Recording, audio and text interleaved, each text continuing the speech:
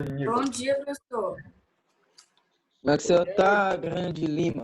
Tô bem, graças a Deus. E você? Graças a Deus também, com a saúde. Pois vamos lá, né? Vamos começar aí. É bom ver os amigos se cumprimentando, mas a gente vai dar continuidade aos nossos estudos de química. A gente vai começar a falar de introdução aos cálculos químicos. A pessoa diz, eita, agora vai começar a matemática. A gente vai começar a trabalhar com matemática, tá? A gente vai ver o que é uma massa atômica, como calcular a massa atômica, como é que se calcula essa massa atômica, a relação dessa massa atômica com a quantidade de isótopos, né? Você sabe o que é isótopo, não sabe? Já viram isso com o professor Washington, né? Sim, professor, que são os prótons. Isótopos são os prótons. Sim, né? Que é a quantidade de prótons existentes, não é isso? Quando eu digo iso, igual, é a mesma quantidade de prótons. Então, eu digo que um elemento é isótopo de outro, quando eles possuem a mesma quantidade de prótons, não é isso? E a quantidade de prótons representa o que nós chamamos de número atômico, né? Então, temos que ver o que é um número atômico. Então, nós vamos trabalhar as massas, né? O cálculo das massas especificamente, através do número atômico e da massa atômica, né? Que existe uma derivação delas, de onde foi que elas surgiram, né? Então, o nosso estudo hoje é sobre isso. Então, a gente vai começar devagar, tá? Sem tanta pressa. Vou mostrar para vocês como é que se calcula a massa molar, né? De onde vem esse cálculo e por que nós precisamos calcular essas massas, né? Para poder fazer posteriormente aí. Olá, Glenda. Poder fazer posteriormente aí o que nós chamamos de cálculos estequiométricos, né? Fazer a estequiometria. Por isso que nós trabalhamos exaustivamente sobre os balanceamentos, que é um dos principais fundamentos para se trabalhar os cálculos estequiométricos, é justamente fazer o balanceamento, conhecer os coeficientes, porque eles vão ser essenciais nos cálculos químicos em relação às modalidades, vamos dizer assim, porque eu vou ter que saber qual é o elemento, qual o reagente limitante, né? Vou ter que dizer qual a quantidade molar, né? Vou ter que dizer a quantidade de partículas, enfim. Vamos trabalhar diretamente com essas relações. Eu vou espelhar para vocês aqui rapidinho um slide que eu fiz, é bem pequenininho ele. Vocês não vão nem dormir, não. Não vai dar nem para dormir, é bem pequenininho. Bem resumido, tá? Falando diretamente sobre o que nós iremos trabalhar daqui para frente, que é a questão dos cálculos químicos, a introdução aí à relação de massa. Tá? Então, vamos iniciar aqui. Deu aqui uma certa travada, para variar, né? Para variar. Travou. Hoje o dia começou legal. Ela tá compartilhando o que não era para compartilhar, não é? Não era para compartilhar isso daqui. Tá vendo como as coisas hoje estão assim meio pesadas. Pronto, deixa eu ver aqui. Vamos lá, vamos ver se vai dar certo. Fernanda pedindo para entrar. Vou lá, né, professor? Também tô querendo que comece, mas o computador tá dizendo que não. Pronto, agora dá para visualizar direitinho aí, né? Todos estão vendo aí? Então, a gente vai iniciar falando sobre essa relação de massa, tá? Vamos iniciar aqui, ó. Quando a gente fala sobre massa molar, sobre número atômico, sobre massa atômica, nós falamos disso daqui, que é a unidade de massa atômica, esse Uzinho aqui, tá? Chamado unidade de massa atômica. Essa unidade de massa atômica é essa relação direta aqui com o carbono 12. Porque nós sabemos que existe o carbono 12, carbono 13 e o carbono 14, que são isótopos, não é? Eles têm a mesma simbologia, eles se diferenciam onde? No número de nêutrons, né, que são diferentes, consequentemente, mas eles possuem o mesmo número atômico, que é justamente o que nós chamamos de carbono 12, né? Aliás, a massa atômica que nós condicionamos aí para cada um, porque nós temos a diferença entre 12, 13 e 14. Inclusive, quando vocês estiverem vendo o conteúdo de radioatividade, que vai ser no próximo ano, vamos trabalhar muito com essa questão dos isótopos, não é? Então, Maria Clara pedindo para entrar. Pronto. Então, atualmente, ó, a escala de massa atômica está relacionada com isso daqui. 12 unidades de massa atômica que corresponde a uma unidade direta. Então, todo e qualquer elemento que você olha na tabela periódica e vê a sua massa, todos eles estão condicionados aí a uma partezinha do carbono. Então, o carbono é quem fez aí a definição direta dos valores, das massas dos elementos, tá? E não posso esquecer que nós fazemos essa relação de massa com os isótopos de cada elemento. Então, cada elemento tem seu isótopo, né? Que nós chamamos, inclusive, de alguns de isótopos radioativos. Posso dar um exemplo aí. Quem tem problema na tireoide, né? Um câncer na tireoide, então ele vai ser tratado com o isótopo radioativo do iodo, né? Porque o que vem a ser esse câncer na tireoide? É justamente a deficiência de iodo no nosso organismo. Para quem não sabe, por exemplo, o nosso sal que a gente utiliza em casa, o sal de cozinha, ele é o sal iodado. Ele tem que ter, por lei, a presença do iodo. Então não é tão normal, não é tão natural você consumir um sal grosso, aquele sal grosso que é feito lá no churrasco, que muita gente lá fica pegando o sal, né, e fica botando na boca ali quando o churrasco está sendo feito. É perigoso, porque você está fazendo a diminuição do iodo no teu organismo e vai desordenar o teu sistema endócrino, né, que é o que é ordenado aqui pela tireoide, que fica aqui mais ou menos, né, aqui na garganta, enfim. Envolvendo a biologia no meio da química aí, né? Eu acredito que o professor Romex fala muito isso para vocês. Se não fala, ele vai falar, né? Porque biologia fala muito sobre o corpo humano, obviamente. Então, unidade de massa atômica é 1/12 do carbono 12. Né? Então, a relação de todo e qualquer elemento, se eu digo, por exemplo, que a água, a massa da água, a massa molar da água é 18 unidades, é porque eu estou dizendo que ela é 18 vezes maior que 1/12 do carbono. Então, a relação é sempre com ela. Então, como é que eu faço essa relação? Aqui, imagine que nós temos aqui um átomo, né? Ó, representação aqui do átomo 12, e que eu tenha cortado ele em partes. A gente corta ele em partes. Então, uma parte dele aqui, ó, que é justamente 1/12, ele vai corresponder à massa atômica, uma unidade de massa atômica, para a gente poder fazer a relação das massas dos elementos. Tá? Só não esquece disso, porque a relação direta está com isso. Ó. Então, eu posso fazer o cálculo também, utilizando a unidade de massa atômica, né? Ó, por exemplo, está dizendo aqui, ó, o carbono 12 foi escolhido com referência em 1962 e é usado atualmente em todos os países do mundo. Então, é padrão, é padronizado. Então, quando eu digo que unidade de massa, eu posso transformar ela em grama. Tá? Você pode ser questionado aí para pegar uma unidade de massa do elemento. Então, quando você pega, bem aqui, deixa eu botar uma canetinha aqui. Quando você pega a molécula de água, né? Você diz assim que uma unidade de massa atômica, ela vai corresponder a esse valor aí que vocês viram, né? 1,6 vezes 10 a menos 24, não é isso? Então, gramas, não é isso? 1,6 vezes 10 a 24. Menos 24, perdão. A letra não está lá essas maravilhas não, tá? Mas vocês estão entendendo. Menos 24 aqui, ó. Menos 24 gramas. Então, eu posso pegar, por exemplo, você calculando lá a massa da água, em unidade de massa atômica, você vai dizer que a água tem 18 unidades. Então, quanto é que essas 18 unidades vão valer em grama? É uma regrinha de 3, né? X. Então, a matemática, ela funciona dessa maneira na química. Tá? A gente trabalha com regra de 3. Então, as unidades aqui eu vou cancelar, porque não necessito dela, e vou fazer o cálculo direto. 18 vezes 1,6 vezes 10 a menos 24. E eu vou ter esse valor em grama, né? Vou ter esse valor em grama. Óbvio que também nós temos ele em quilograma. Quilograma é porque a gente vai multiplicar por 1000, né? Enfim, é outro processo matemático que é muito utilizado para se fazer essas transformações. Tá? Então, aquela questão de transformar... vocês conseguem transformar... vocês sabem transformar, perdão. As temperaturas de Celsius para Kelvin. O Fernando ensinou isso para vocês. Vocês sabem fazer essa transformação? Se eu tenho uma temperatura em Celsius, eu quero transformar para Kelvin. Vocês conseguem fazer? Vocês lembram disso? Ou ainda não viram essas transformações? Ainda não vimos. Ainda não viram? Ainda não vimos ainda. Não. Não vimos. Tá, porque eu vou só mostrar aqui para vocês como é que faz. Você tem aqui uma temperatura em Celsius, tá? Em graus Celsius. Já para que vocês tenham ela em mente, que quando a gente estiver falando de gases, não precisar muito dela. A temperatura em graus Celsius, mais 273. É assim que faz a transformação. Lá na física, o Fernando vai mostrar isso para vocês também.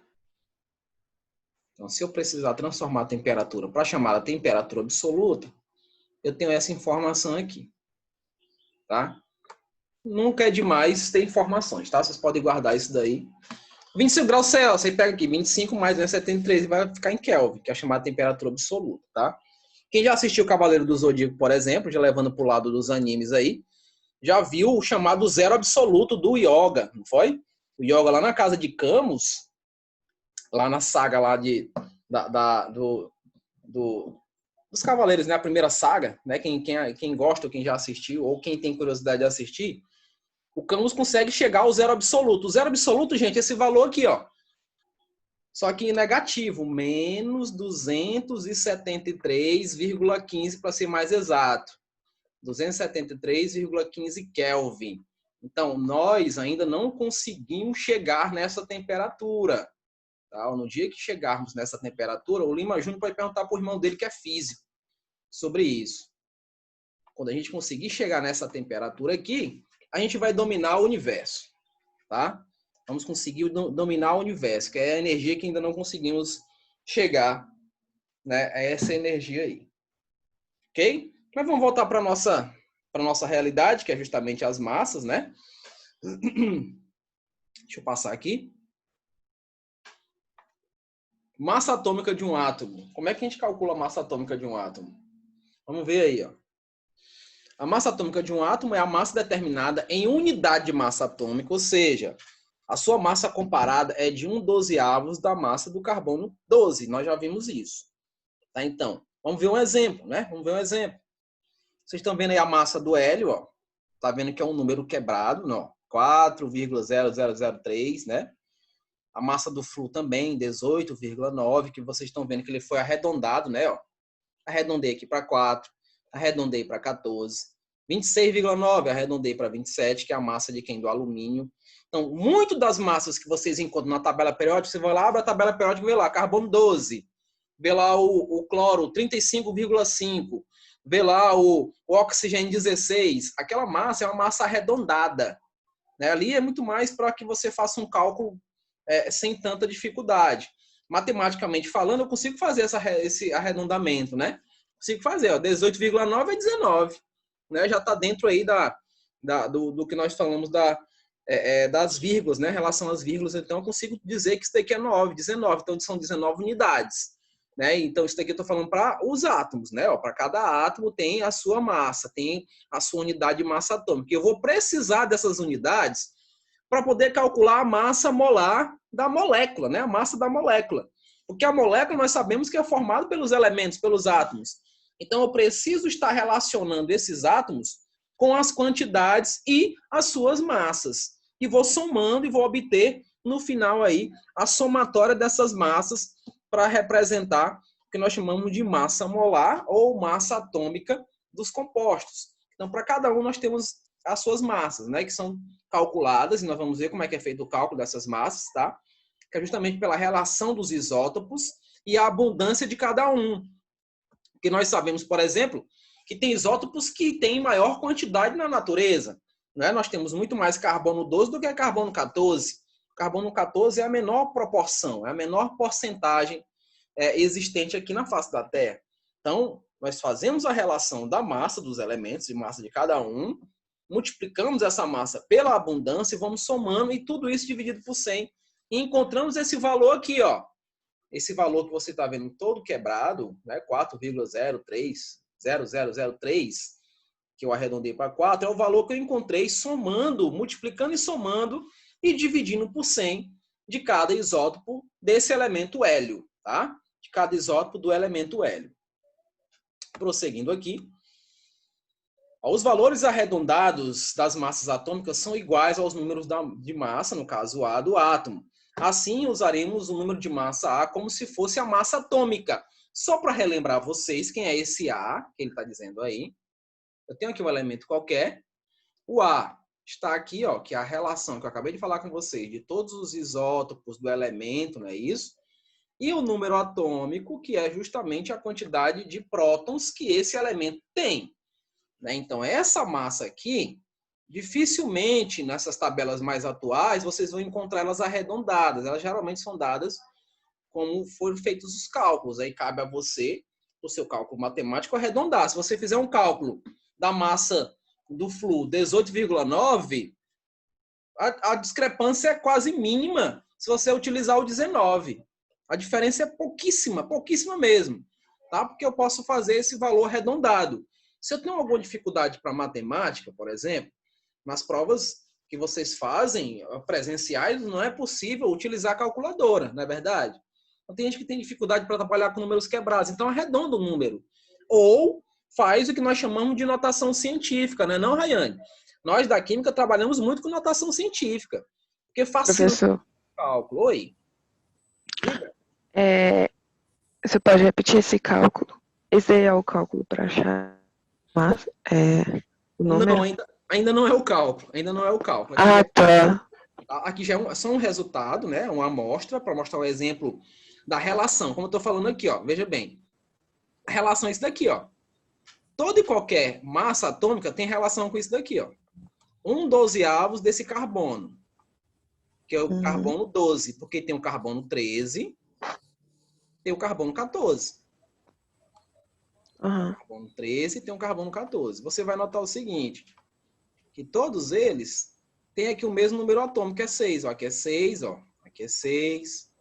E aqui também. Se vocês viram lá com o professor Austin, isso daqui são os isótopos, né? Ó. Isótopo 12, isótopo 13, isótopo 14. Esse aqui, por exemplo, ele é mais abundante, né? Ele vai ter maior quantidade. Então, a maior quantidade dele está relacionada com a quantidade dos outros, que é em porcentagem, tá? Vamos dizer 90, 10, 20, enfim. A quantidade existente na face da Terra, né?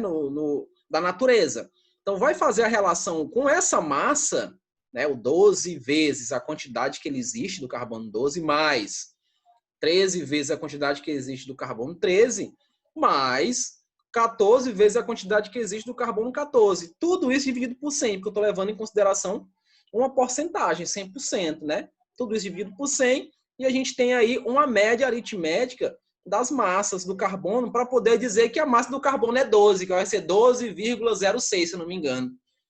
Você vai encontrar na tabela 12,06, que você pode arredondar para 12, normal.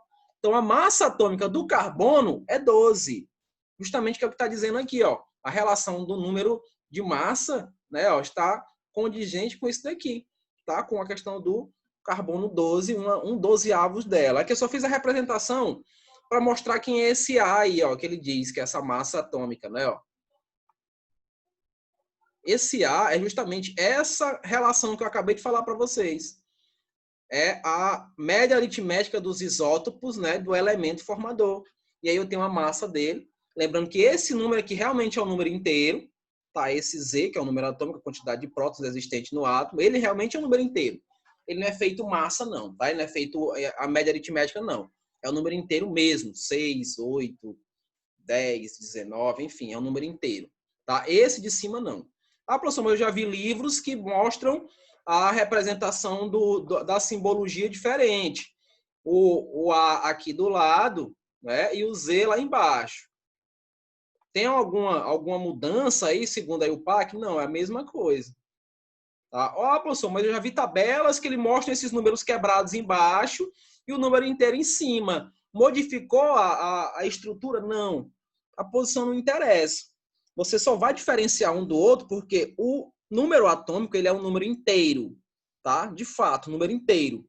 O Azinho, que é a massa atômica, é um número fracionado, um númerozinho quebrado, né? Porque é uma média. É feita uma média dos isótopos dos elementos. Eu vou mostrar isso daí para vocês aqui à frente. Tudo bem? Aqui só para terminar a informação, deixa eu apagar aqui tá atrapalhando a visão de vocês, a minha escrita, né? Meus hieróglifos aí. Pronto. Ó, dizer, isso daí é importante, vocês lembrarem disso. Ó. Agora eu não consigo tirar vocês da minha frente, eu não consigo ler também. O meu computador hoje está pedindo socorro. Rayane, meu computador hoje está pedindo socorro. É só arrastar, professor, que ele direciona para outra. Agora deu certo, agora dá certo. O problema não é o computador, não. O problema é quem está operando o computador. O problema é esse.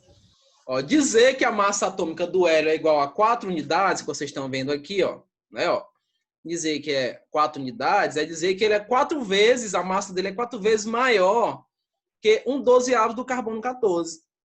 Então, quando se perguntar para vocês, 18 unidades de massa atômica da água. Ela corresponde a 18 vezes mais que a massa de 1/12 do carbono 14. Lembre-se sempre disso. Essa unidade aqui vai corresponder à quantidade que ele tem. Aqui, por exemplo, do Flu, 19 vezes, a massa 19 vezes maior que 1/12. Não esquece disso daí, tá? Para que você não se perca em questões subjetivas sobre massa atômica, tá? Sobre massa atômica. Prosseguindo aqui, vamos lá, massa do elemento. A massa atômica do elemento, que é o Ma. Também corresponde do mesmo jeito, a maioria dos elementos químicos é constituída de uma mistura de 2 ou mais isótopos, olha o que eu falei, 2 ou mais isótopos, ou seja, de átomos que apresentam o mesmo número atômico, não é isso? Ó, que é o Zzinho, ó, mas com diferentes números de massa, 12, 13, 14. Lembra lá do carbono. Então são diferentes. Então veja aí, ó, a massa de cada isótopo e sua abundância percentual, veja que eu estou falando de abundância, a quantidade que tem desses elementos na face da Terra, na natureza, na constituição do elemento químico, podem ser determinadas por meio de um espectrômetro de massa. Eu já tive o prazer de ver um. Apenas vi. Só esse daqui é o espectrômetro. Eu não vi ele funcionando, tá? Mas eu vi um de perto. Ok? Lá na UFP, tinha, hoje não, acho que já tem mais, mas na minha época, quando a gente pagava, Rayane, a instrumental, né, instrumental 1 e 2, era só na teoria. A gente só via as imagens. A gente paga, mas também é teoricamente, porque é mais aprofundado, né? Porque no caso tem a instrumental 1, que é a teórica, Uhum. e a 2 é que era a prática. Só que a 2, ela era a mesma 1. Como é que é o formato dele?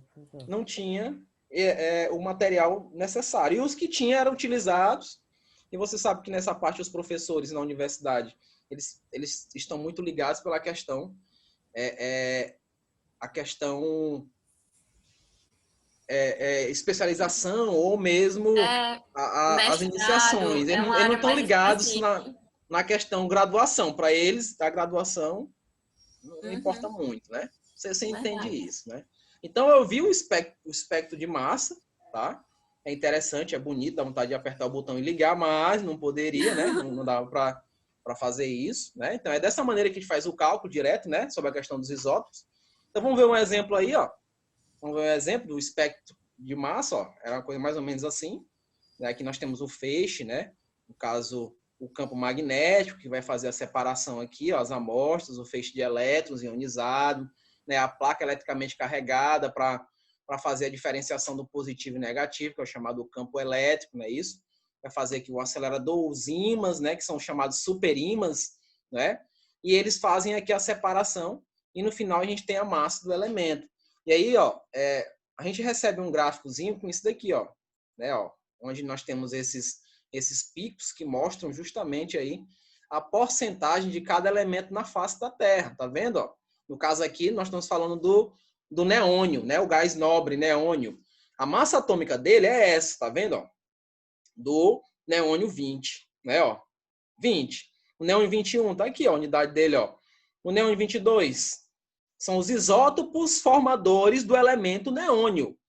Tá? Então, eles se unem, ocorre a multiplicação, dessa massa atômica pela sua quantidade, a sua abundância, né? Isso, ó, no caso, o neônio 20 é o mais abundante. Ele tem cerca de 90% aí na face da Terra, né? Na natureza. E o 21, 0,26, né? Ou menos, né? Você está vendo? E o 22 é o 8,8%. Então, é feita uma média, gente, dessas quantidades para eu poder definir a massa do neônio. A massa mesmo que está na tabela periódica é definida dessa maneira. Ah, professor, então o Mendeleev viu isso? Viu, mas só que o Mendeleev já tem essas massas feitas, né? Essas massas prontas. Óbvio que na época dele, eu acredito que o Austin falou isso para vocês, na época dele só existia aproximadamente 50 elementos. 50 só. O seu concorrente, que era o Dmitry Mendeleev, era russo. O Lothar Meyer é alemão. Ele também acreditava nesses 50 elementos, só que ele dizia o seguinte, que só esses 50 existiriam, não tinha mais a possibilidade de outros surgirem. Por isso que o Mendeleev se sobressaiu, porque ele deixou espaços vazios, né, pela questão aí do número atômico, né, que tinha uma sequência. Eu tinha um elemento com a massa 25 e eu tinha o elemento com a massa 27, é porque ia existir ou existe o elemento da massa 26. Então ele deixava o espaço aberto para que esse elemento pudesse surgir. eu dar um exemplo aqui dessa previsão, porque ele fazia previsões. É o que ele chamou em homenagem a um alquimista que ele admirava, que era o Eca Paracécio, que é hoje o iodo que nós conhecemos, né? O iodo, que inclusive existe muita divergência na posição do iodo. Não sei se a Rayane já leu algum artigo sobre isso. Tem muita divergência, que você nota que a tabela periódica atual ela segue a ordem crescente de número atômico. Aí você nota que lá no iodo existe uma discrepância. Ele aumenta e depois cai com o que vem na sequência. É discrepante. Então tem uma certa discrepância e muitos queriam enquadrar o iodo como sendo um elemento de transição. Queriam colocar ele lá. Então existem artigos que falam sobre isso. Na época, quando eu estava vendo esses artigos, foi muito mais por pressão, quando eu pagava uma disciplina chamada Metais de Transição. Por livre e espontânea pressão, né? Livre e espontânea A gente pressão. vê muito inorgânica essas propriedades, né? Que fogem à regra. Sim, as chamadas exceções, mas que até hoje aí o PAC ainda não conseguiu mexer nisso daí. Ainda não conseguiu fazer essa inversão ou verificar se a lei da periodicidade segue ou tem alguma mudança por algum fator, enfim. Aí é questão de doutorado, né? Aí são para os doutores, não é verdade? Então, prosseguindo aqui, temos aqui a abundância, que eu consigo ver através desse espectro, tá? Isso aqui é o espectro de massa, ok? A gente vê muito isso na orgânica, na química orgânica vimos muito isso, tá? Então, a massa do neônio é esse daqui, ó. 20,179 unidades de massa. Porque foi feita a relação aqui, ó, entre a massa do neônio 20 vezes a sua abundância, mais a massa do neônio 21 vezes a sua abundância, mais a massa do neônio 22 vezes a sua abundância. Tudo isso dividido por 100, né? Porque você tem que ver que se eu somo aqui, ó, se eu somo aqui essas abundâncias, a soma deles tem que dar quanto? Tem que dar 100. Por isso que é dividido por 100, porque é em porcentagem, né? Dividiu por 100 e nós encontramos esse valor. Veja que esse valor encontrado é um valor quebrado, né? Esse é o valor real. Essa é a média realmente das quantidades dos elementos, no caso, neônio, para poder obter aí a sua massa. Então, a massa do neônio que você olha na tabela periódica é esse daqui, né? Ó. O número atômico dele é 10. Nota que está invertido. A gente que eu falei para vocês. Ó, professor, eu vi lá na tabela periódica que o número inteiro está lá em cima. E o número fracionado, quebradinho, está aqui embaixo. Houve a mudança de número atômico e de massa atômica? Não. A posição não vai interferir, gente. Não interfere, tá? Então, você vai notar o seguinte, que esse neônio ele tem 10 prótons. Se ele tem 10 prótons, ele tem quantos elétrons? Vocês lembram disso? Se ele tem 10 prótons, ele tem quantos elétrons? Lembra que o Ost falou isso para você, não falou? A quantidade de prótons é igual à quantidade de elétrons, né? Ó, número atômico é a mesma coisa de prótons, que é a mesma coisa de elétrons. Então, se eu tenho 10 prótons, eu tenho 10 elétrons. Mas se eu perder um elétron, eu perco um próton? Não. Por quê? Porque o próton é dentro do núcleo.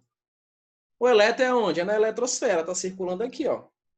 Então, se eu perco um elétron, eu continuo com 10 prótons. Vou ficar com 9 elétrons, mas continuo com 10 prótons.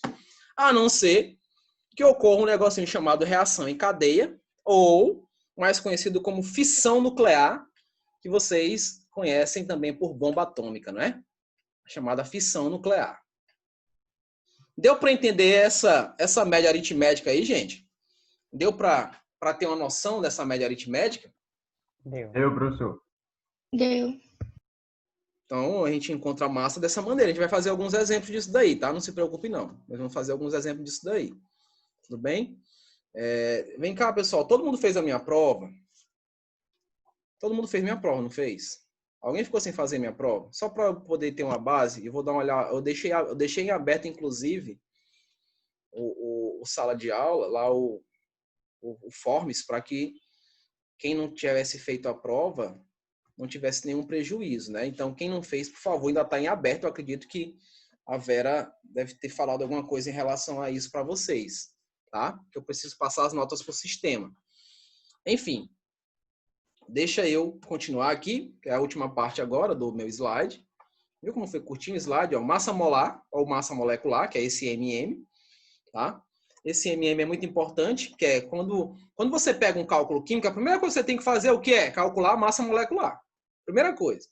Viu os elementos? Nem sempre eles são fornecidos, tá? Então, não é à toa que todos os concursos relacionados a vestibulares tem que ter a tabela periódica, porque vocês não são obrigados a saber os elementos, não.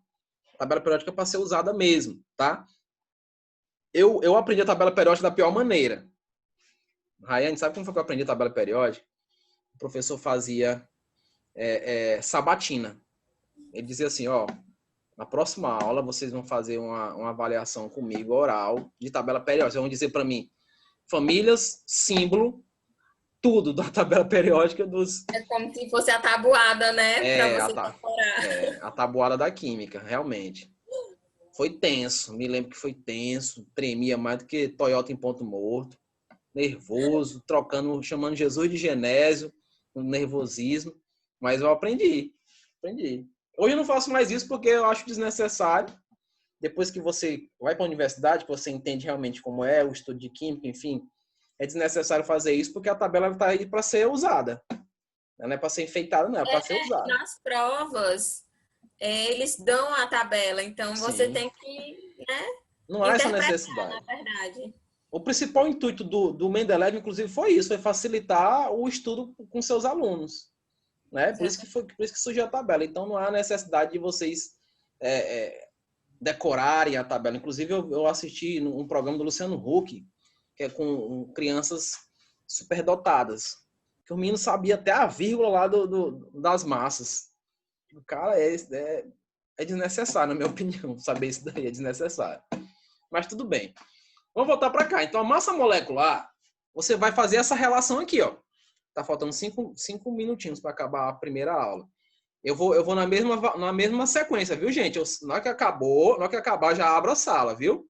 Aí você já entra pra gente não perder tanto tempo, porque o Zoom tem isso daí. Ou, eu acho que tem um tempinho, então vocês... Eu vou ver, eu não me recordo qual o intervalo que tem de uma aula para outra, não sei se é de 5 minutos. Se for, vocês podem ficar os 5 minutos, tomar aquela água, porque eu acredito que o Romex puxou um pouquinho de vocês. Bora ver aí direitinho, bora terminar aqui.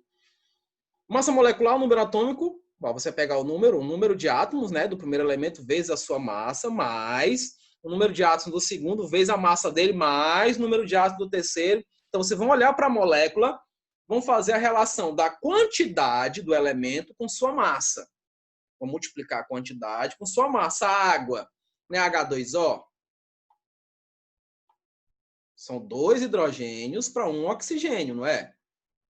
Então, a massa do hidrogênio é 1, é 1 unidade. Mas quantos hidrogênios eu tenho? Tenho 2. Não é isso? Ó? Tenho 2 hidrogênios. E vou multiplicar essa massa pela massa do oxigênio, que é quanto? Que é 16 unidades.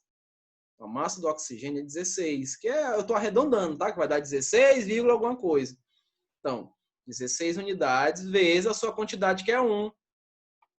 Só tem 1 oxigênio nessa molécula. Então, quando você faz aí a multiplicação, aqui vai dar 2, que vai dar 16, que multiplicou por 1. Então, nós temos quantas unidades aqui? 18 unidades. E essas unidades nós vimos que corresponde à massa molar, né? Ou massa atômica. Okay? Então, nós temos esse valor aqui indicando a massa da água, né? Que está dizendo para mim, inclusive, que ela é 18 vezes maior que 1/12 do carbono. Lembra disso, não lembra? 18 vezes maior que 1/12 do carbono 12. Tudo bem? Então, é essa fórmula que eu falei para vocês que vocês vão necessitar para poder fazer o cálculo, tá? É com essa fórmulazinha aí. Então, dei aqui uns exemplos, vejamos alguns exemplos. A massa do hidrogênio, veja como ele não é arredondado, ó. Eu posso arredondar para 1. Mesmo jeito do oxigênio, que é 16, e do carbono 12. Eu posso fazer esse arredondamento, tá? Vamos ver aí uma questão da molécula, ó. A diferença de massa entre átomo e seu íon é desprezível, tá? Pois a massa do elétron é muito pequena em relação à massa do átomo. Vamos fazer uma comparação. O átomo, que é o próton propriamente dito, ele é um maracanã, e o elétron é um grão de areia circulando ao redor do maracanã.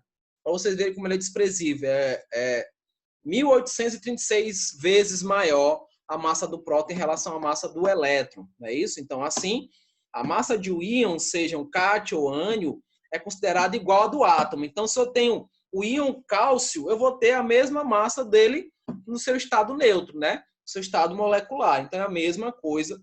Então, não tem diferenciação aí de massa dos elementos entre ele ser neutro e ele ser na forma de íon, cátion ou ânion. É a mesma coisa a massa. Então, o cálculo aparente é esse, ó. Peguei aqui o oxigênio e os hidrogênios, né? Eu tenho um desse hidrogênio, um desse e um 16. Faço aqui a multiplicação pelas quantidades, né? Ó, e vou encontrar o valor de unidade de massa atômica da água. Isso daqui é o metano CH4, ó. Eu tenho um carbono e 4 hidrogênios. Então, vai ficar o quê? 12 mais 4, né? Porque é 4 vezes a massa do hidrogênio. E eu obtenho aqui 16 unidades de massa. E nós acabamos aqui nossa primeira parte da aula, tá? Alguma pergunta? Deu para entender o que foi falado, gente? Deu para entender? Deu para entender. Sim, é muito mais fazer relação, né, com valores, né? O nosso primeiro contato é esse, fazer relação com valores, saber calcular uma massa atômica, né? Saber o número atômico, saber o que é um isótopo, né? Relembrar o que é um isótopo, que esse isótopo vai ser necessário para a gente no momento que nós precisarmos calcular a massa molar de algum elemento, que é um dos exemplos que eu vou mostrar para vocês na nossa próxima aula agora, tá bom? Então, todos entenderam, né? Hoje tem poucos alunos. Estava assim também na aula do Romex? Ou tinha um pouquinho mais? Você sabe dizer? Hoje tem poucos alunos. Nossa sala é muito grande. Eu fico impressionado isso, como poucos alunos, praticamente vocês são os mesmos de todas as aulas, né? Praticamente são só vocês. Só que hoje está um pouquinho menos, né? Hoje está um pouquinho menos. Não sei se a semana toda é assim, né? Eu fico triste porque o ideal é que todo mundo participasse.